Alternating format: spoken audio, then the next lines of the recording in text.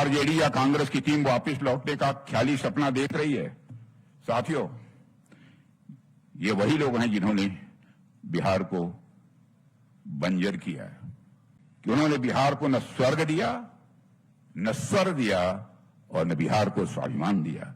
बस दिया यदि लालू जी ने तो डर दिया, भ्रष्टाचार दिया और दबंगों का राज दिया। इसलिए अभी यहां जातिवाद नहीं चलेगा तो बिहार में केवल विकासवाद चलेगा। इस बार चुनाव सिर्फ विकास पर होगा और जवाब मिलेगा उन सभी को जो बिहार को फिर से अंधेरे में धकेलना चाहते हैं। कि लालू प्रसाद जी यादव, जो हर मंच पर कपूटी ठाकुर जी को अपना गुरु कहते हैं, उनके विचारों, उनकी सादगी और उनके सिद्धांतों की सबसे अधिक उपेक्षा यदि किसी ने की है तो उनकी सरकार ने ही की है।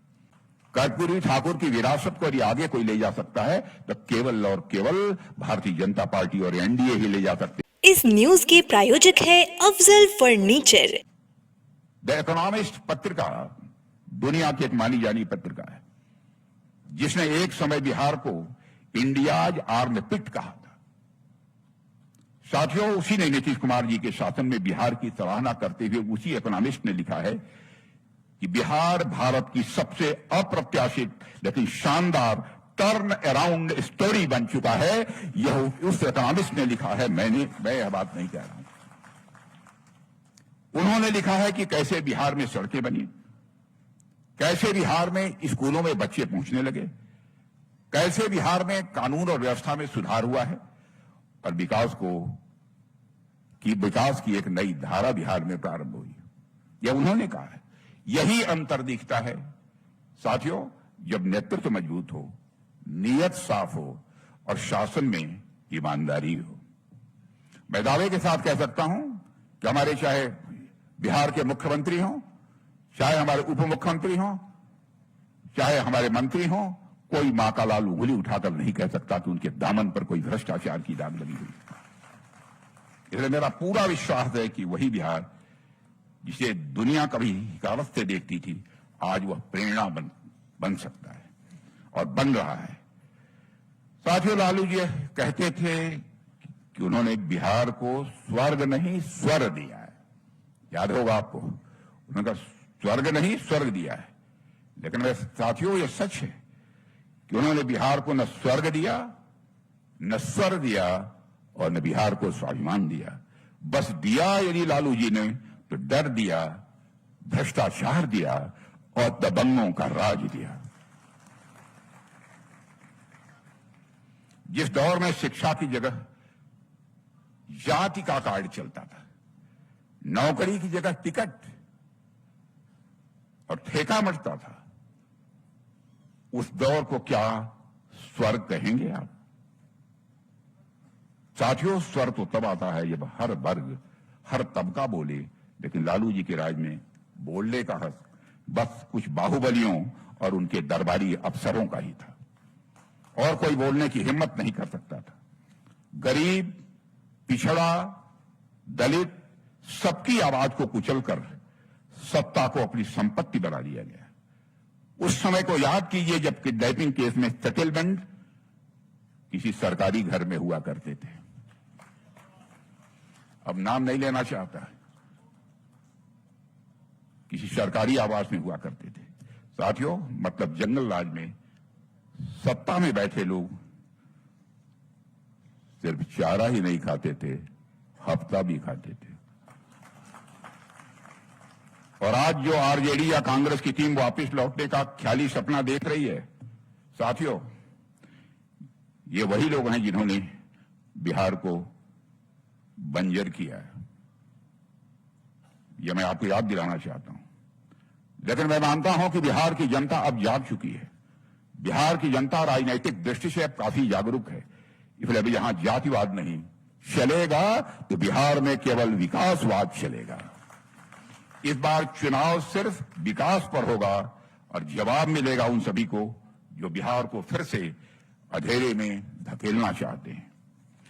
साथियों, बिहार की इस माटी ने एक ऐसे सपूत को जन्म दिया, बिहार की इस माटी ने एक ऐसे सपूत को जन्म दिया जिसने राजनीति को सत्ता का साधन नहीं समाज सेवा का माध्यम बनाया, वह शख्सियत थी जननायक कर्पूरी ठाकुर।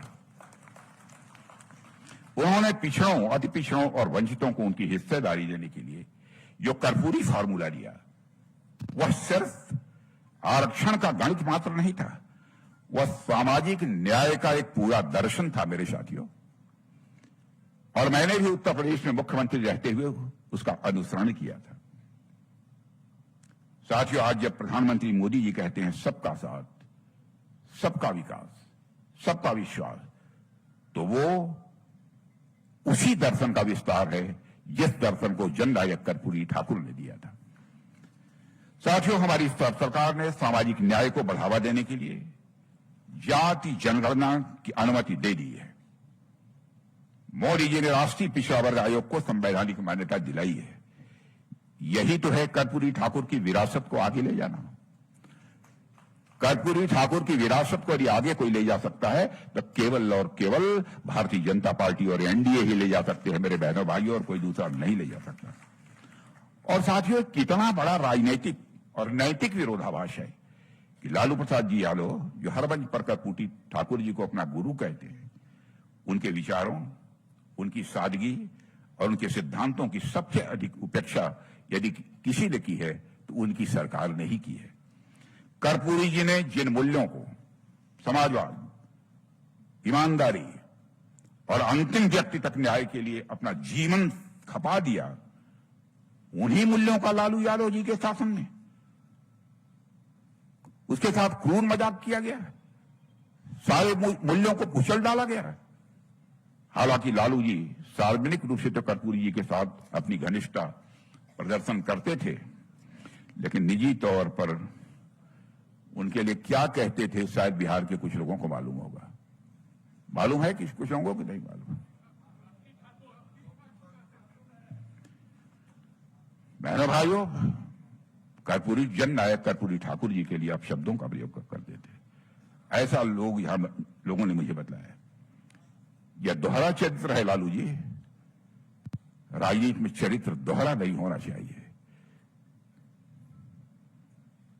और यह एक पुस्तक में लिखा हुआ है जिसे मैंने देखा है, वह शंकरसन ठाकुर एक वरिष्ठ पत्रकार थे, उन्होंने पुस्तक लिखी है ब्रदर्स बिहारी, उसमें इसका उल्लेख किया है।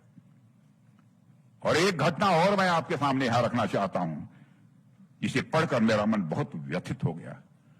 प्रसिद्ध पत्रकार शंकरसन ठाकुर ने अपनी पुस्तक में स्वर्गीय लक्ष्मी साहू की बताई एक घटना का भी उन्होंने उल्लेख किया है। कर्पूरी ठाकुर जी जब विपक्ष के नेता थे, उन्होंने लिखा है, कर्पूरी ठाकुर जी जब विपक्ष के नेता थे तो बहुत बीमार चल रहे थे, लेकिन विधानसभा में एक अहम बहस में हिस्सा लेने के लिए उन्हें मजबूरी से घर से निकलना पड़ा। कर्पूरी जी का जीवन अत्यंत सादा था, न गाड़ी न तामझाम। उन्होंने अपने सहयोगी शिवानंद पासवान से कहा था कि लालू यादव से पूछो, अगर संभव हो तो अपनी जीप से मुझे विधानसभा छोड़ दें। जब मैं अपनी बात नहीं कह रहा हूं, मुझे क्षमा किया जाए। जो कि वरिष्ठ पत्रकार ने लिखा है उसी की बात मैं कह रहा हूं। अब सोचिए, एक बीमार, वरिष्ठ और सम्मानित नेता की छोटी सी मदद की यह बात थी। वो लालू जी जो खुद को कर्पूरी भक्त कहते थे, उन्होंने क्या जवाब दिया होगा उसकी आप कल्पना नहीं कर सकते। लालू जी ने कहा कि मेरी जीप में तेल नहीं है, और वैसे भी कर्पूरी जी इतने बड़े नेता हैं, वो अपनी कार क्यों नहीं खरीद लेते हैं। कर्पूरी ठाकुर जी को लालू प्रसाद यादव ने सिर्फ जुबान से गुरु कहा, लेकिन कभी भी मेरे दोस्तों मन से उनका सम्मान नहीं किया है। और जो कुछ भी मैंने कहा है, मैंने एक पत्रकार की बात कही है, उसे मेरा जुमला न माना जाए।